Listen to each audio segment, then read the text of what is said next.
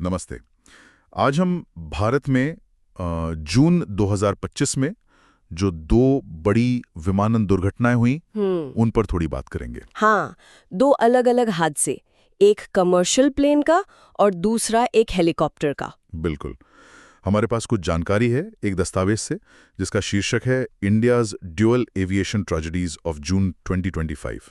तो देखते हैं कि क्या हुआ था असल में, शुरुआती जांच क्या कहती है। जी, पहली घटना एयर इंडिया फ्लाइट 171 की है, जो एक बोइंग 787 ड्रीम लाइनर था। और दूसरी उत्तराखंड में एक हेलीकॉप्टर क्रैश। हाँ, दोनों ही बहुत दुखद है, लेकिन उनके पीछे के कारण वो काफी अलग लग रहे हैं शुरुआती तौर पर।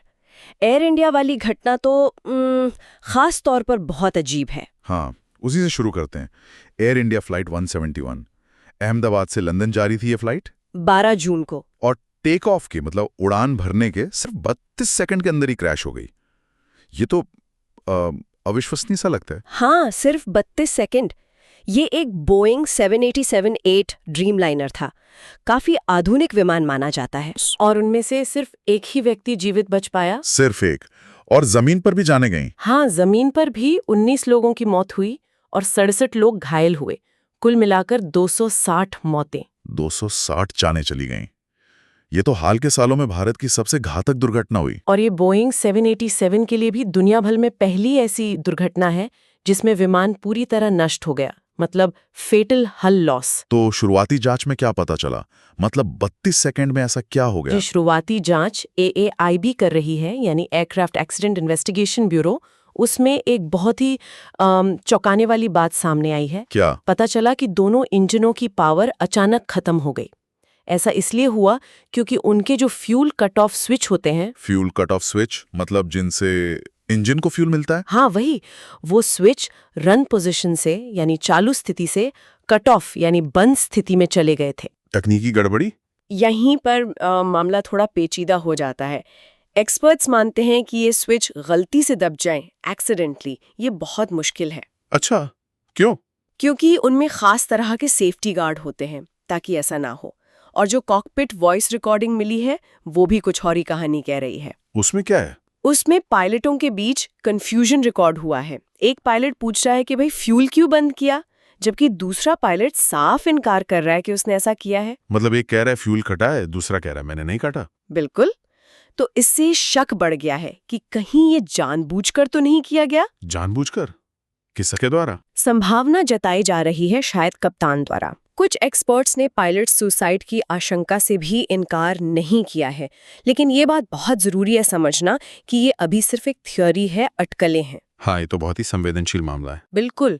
नागरिक उड्डयन मंत्रालय ने भी यही कहा है कि ये सिर्फ शुरुआती फाइंडिंग्स है, जांच अभी जारी है, पक्के तौर पर कुछ नहीं कह सकते। लेकिन अगर ये जानबूझकर किया गया तो ये तो बहुत ही भयानक और परेशान करने वाली बात है। इसके पीछे की वजह क्या हो सकती है? हाँ, ये जांच का सबसे बड़ा सवाल होगा। और इस हादसे का असर भी दिख रहा है अब। एयर इंडिया की ट्रेनिंग, उनके मेंटेनेंस प्रोसेस, पायलटों की थकान से जुड़े जो नियम हैं, उन सब की अब समीक्षा हो रही है। अच्छा, और वो सुरक्षा उल्लंघनों की बात भी थी? हाँ, सूत्रों में ये भी आया है कि करीब 100 सेफ्टी वायलेशंस की बात सामने आई है, जिसकी जांच चल रही है।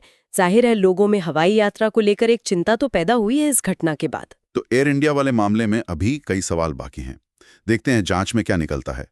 और इसी बीच कुछ ही दिन बाद 15 जून को वो दूसरी दुर्घटना हुई उत्तराखंड में। हाँ, वो एक हेलीकॉप्टर हादसा था। आर्यन एविएशन का हेलीकॉप्टर था, केदारनाथ गुप्त काशी रूट पर था, तीर्थयात्रियों को लेकर। जी, और गौरीकुंड के पास वो दुर्घटनाग्रस्त हो गया। उसमें सवार सभी 7 लोग, जिनमें बच्चे और पायलट भी शामिल थे, और जमीन पर एक और व्यक्ति, उन सबकी मृत्यु हो गई। इसमें क्या वजह बताई जा रही है? इसमें शुरुआती तौर पर खराब मौसम और विजिबिलिटी का कम होना, मतलब धुंध वगैरह, उसे कारण माना जा रहा है। पहाड़ी इलाकों में खासकर 4 धाम यात्रा के टाइम पे मौसम बहुत जल्दी बदलता है। हाँ, ये तो है। वहाँ हेलीकॉप्टर उड़ाना वैसे ही काफी चैलेंजिंग होता होगा। बिल्कुल। मौसम का अनुमान लगाना, उसके हिसाब से ऑपरेशंस मैनेज करना, ये सब बहुत मुश्किल होता है। तो इस हादसे के बाद कुछ एक्शन लिया गया? हाँ, फौरन एक्शन लिया गया। अधिकारियों ने आर्यन एविएशन के ऑपरेशन सस्पेंड कर दिए हैं और 4 धाम यात्रा सीजन में जितनी भी चार्टर्ड हेलीकॉप्टर सेवाएं चलती हैं, उन सब की सेफ्टी की समीक्षा करने का आदेश दिया है। तो ये एक तरह से मौसम और ऑपरेशनल सेफ्टी का मामला लगता है। हाँ बिल्कुल। तो अगर हम दोनों हादसों को देखें, एयर इंडिया 171 वाला मामला बहुत ही असामान्य है, दुखद है, और उसमें एक संभावित मानवीय हस्तक्षेप, शायद जानबूझकर, उसकी जांच हो रही है, उसके नतीजे काफी दूर तक असर डालेंगे।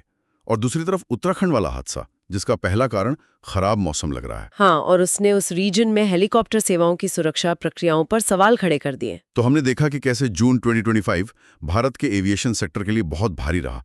दो अलग अलग तरह की दुर्घटनाएं, लेकिन दोनों ही बेहद दुखद। एयर इंडिया 171 का मामला, वो फ्यूल कट ऑफ स्विच वाली पहेली, और क्या वो जानबूझकर था, ये जांच अभी चलेगी। और उत्तराखंड हादसा, जो हमें मौसम और खासकर मुश्किल इलाकों में संचालन की चुनौतियों की याद दिलाता है। दोनों में ही बहुत जाने गई। सही कहा। एयर इंडिया मामले की फाइनल रिपोर्ट का इंतजार रहेगा।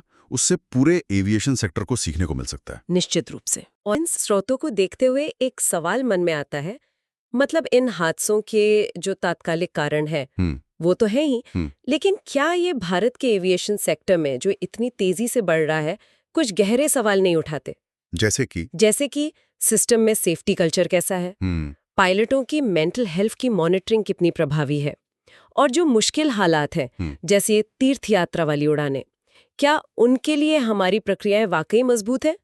ये कुछ ऐसे पहलू हैं जिन पर शायद अब और ध्यान देने की जरूरत है। ये बहुत महत्वपूर्ण सवाल है, सोचने वाली बात है। इस गहरी चर्चा के लिए आपका बहुत बहुत धन्यवाद।